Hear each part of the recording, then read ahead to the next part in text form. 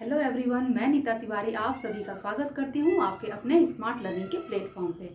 तो बच्चों, जैसा कि हम लोग 1857 की क्रांति के बारे में पढ़ रहे हैं ना, और पिछले वीडियो में हमने 1857 की क्रांति का जो राजनीतिक कारण और जो धार्मिक कारण था इसके बारे में हमने पढ़ा था। ठीक है, तो आज हम पढ़ेंगे इसके सामाजिक कारण। ठीक है, और जो आगे जो कारण थे, आर्थिक कारण, सामाजिक कारण है ना, आपको बताया था जैसा कि मैंने, तो उन सब के बारे में हम पढ़ेंगे। ठीक है, तो चलिए हम शुरू करते हैं।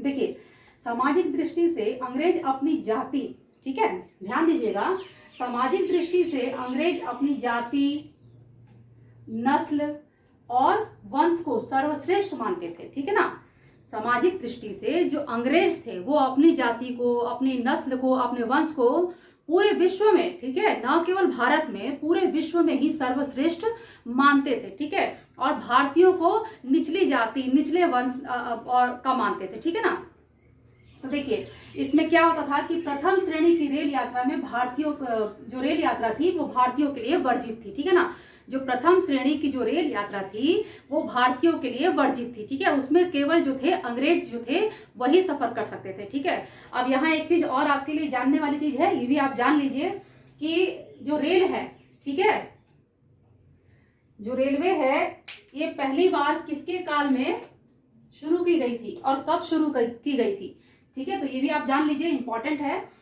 तो रेल जो है वो सबसे पहले 1853, ठीक है, 1853 में शुरू की गई थी, लॉर्ड डलहौजी के काल में। ठीक है, किसके काल में? लॉर्ड डलहौजी।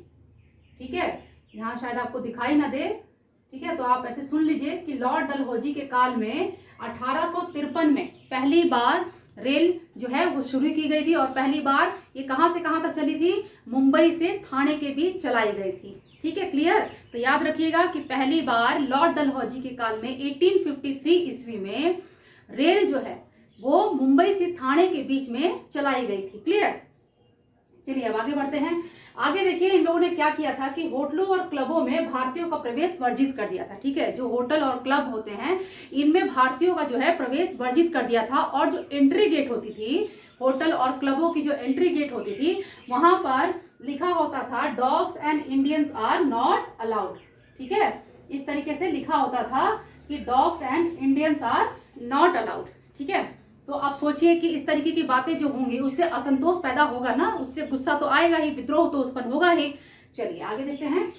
अब आगे देखिए, सामाजिक कारण में और क्या क्या कारण है कि अंग्रेज न्यायाधीश यानी कि जो जज होते थे, ठीक है, अंग्रेज जो न्यायाधीश होते थे वो बहुत ही पक्षपातपूर्ण न्याय देते थे। ठीक है ना, कभी भी वो इंडियंस के फेवर में कभी भी न्याय नहीं करते थे।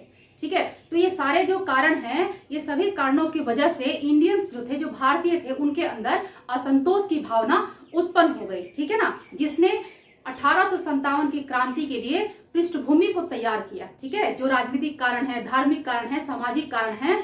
ठीक है, तो यहां तक आपने समझ लिया। अब हम इसके जो आर्थिक कारण है, ठीक है, उसको अब हम समझते हैं। ठीक है, चलिए यहां तक सब कुछ क्लियर? ओके, चलिए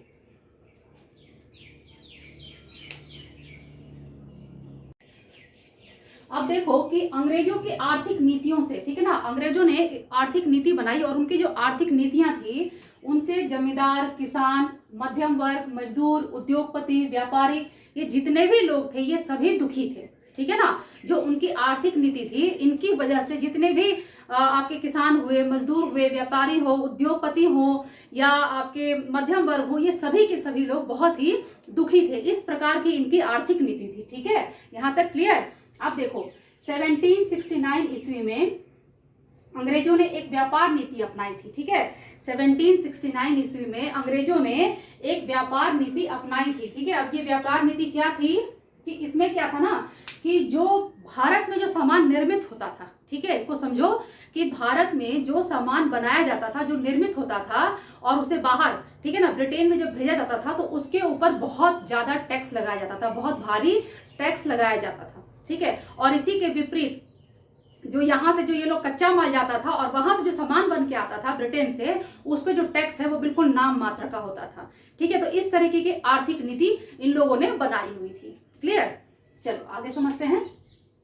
देखो 1837-38 में सूखे तथा अकाल के बाद भारत में आर्थिक संकट शुरू हो गया। ठीक है, 1837 और 38 में भारत में सूखा और भयंकर अकाल पड़ा, जिससे कि उससे क्या हुआ, बहुत बड़ा आर्थिक संकट भारतीयों के सामने उत्पन्न हो गया। ठीक है, अब उससे क्या हो गया, उसमें जो अंग्रेज थे उन्होंने उसके बाद क्या किया कि जो राजा थे, जो नवाब थे, उनसे जो भूमि उनको पुरस्कार में दी गई थी, जो भूमि उनको दान में दी गई थी, उन भूमियों को अंग्रेजों ने उनसे छीन लिया। ठीक है, ये जो सूखा पड़ा, ठीक है ना, बाढ़ से भी बहुत तबाही मची, तो इनकी वजह से जो भूमि थी, जो राजाओं के पास और नवाबों के पास जो भी भूमि थी, जो जमीन थी, उसको इन लोगों ने क्या किया, उन लोगों से छीन लिया। और इससे क्या हुआ कि उस भूमि पर काम करने वाले जो किसान थे और जो मजदूर वर्ग थे, वो सब बेरोजगार हो गए, है ना। वो सारे के सारे जो लोग थे वो बेरोजगार हो गए, बेकार हो गए। तो इससे क्या हुआ, इन सभी के अंदर जो है एक असंतोष पैदा हो गया, एक विद्रोह की भावना इनके अंदर पैदा होने लगी। ठीक है, यहां तक सब कुछ क्लियर, तो हम आगे बढ़ सकते हैं। ठीक है, चलिए अब हम आगे देखते हैं कि आगे क्या है स्टोरी में। ओके, चलिए देखो क्या हुआ कि सन 57 के विद्रोह के कर्णधार जो है वो कौन रहे, वो सैनिक रहे। ठीक है ना, सन 57 के विद्रोह के कर्णधार सैनिक रहे।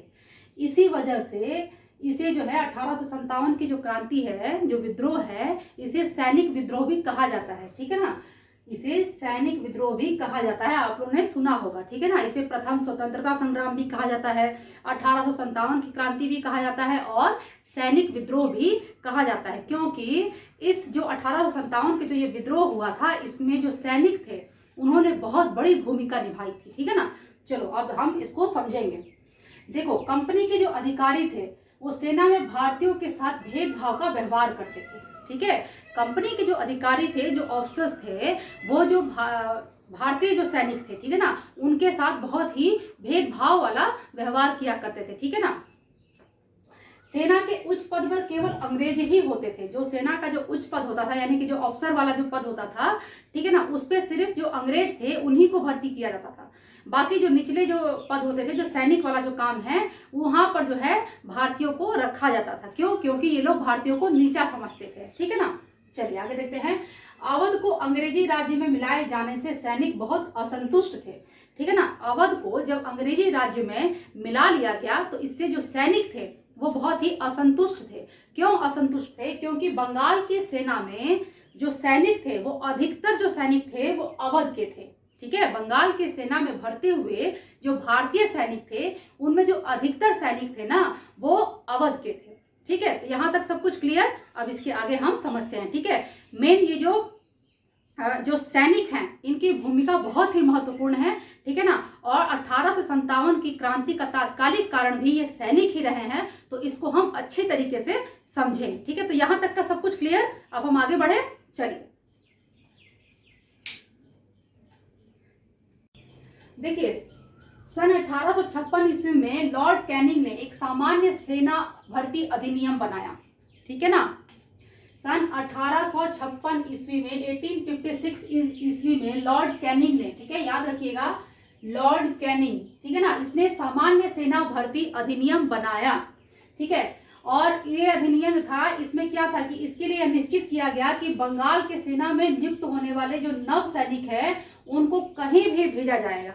ठीक है ना, मतलब जो ये सामान्य सेना भर्ती अधिनियम बनाया गया, इसमें ये बनाया गया कि जितने भी जो बंगाल की सेना में जो नए भर्ती होने वाले जो सैनिक हैं, उनको अब कहीं भी भेजा जा सकता है। ठीक है ना, आगे समझो।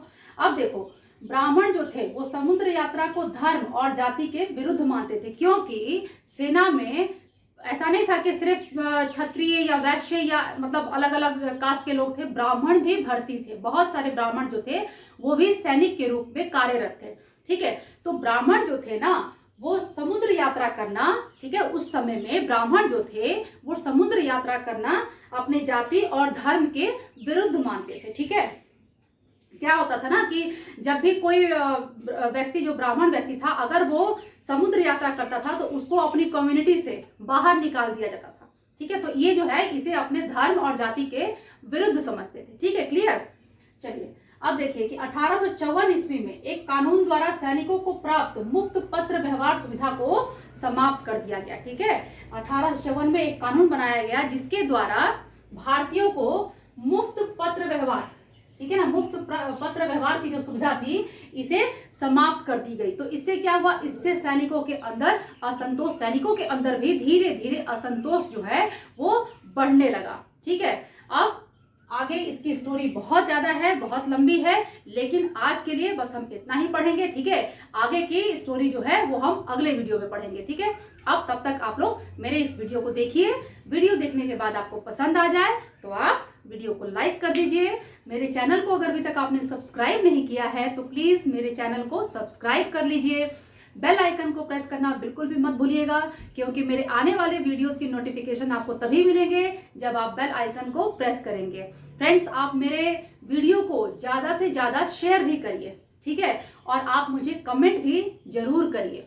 अगर आपको कुछ और जानना है या आपको कुछ समझ में नहीं आता है, कहीं कोई डाउट होता है, हालांकि मैं आपको इस तरीके से समझाती हूँ कि आपको, मुझे नहीं लगता कि कहीं भी कोई डाउट होने की कोई संभावना है, लेकिन फिर भी यदि आपको कहीं भी कोई भी प्रॉब्लम होती है, कोई कठिनाई होती है, तो प्लीज आप मुझे कमेंट करिए। ठीक है, मैं आपके लिए यहाँ पर रेडी हूँ, तैयार हूँ, आपके लिए बैठी हुई हूँ, आपको सब कुछ, आपकी जो प्रॉब्लम है उसको सॉल्व करने के लिए। ठीक है, तो चलिए अब आप लोग वीडियो देखिए, अपना ख्याल रखिए, खुश रहिए, मुस्कुराते रहिए, पढ़ते रहिए। हम फिर मिलेंगे अगले वीडियो में, तब तक के लिए बाय बाय।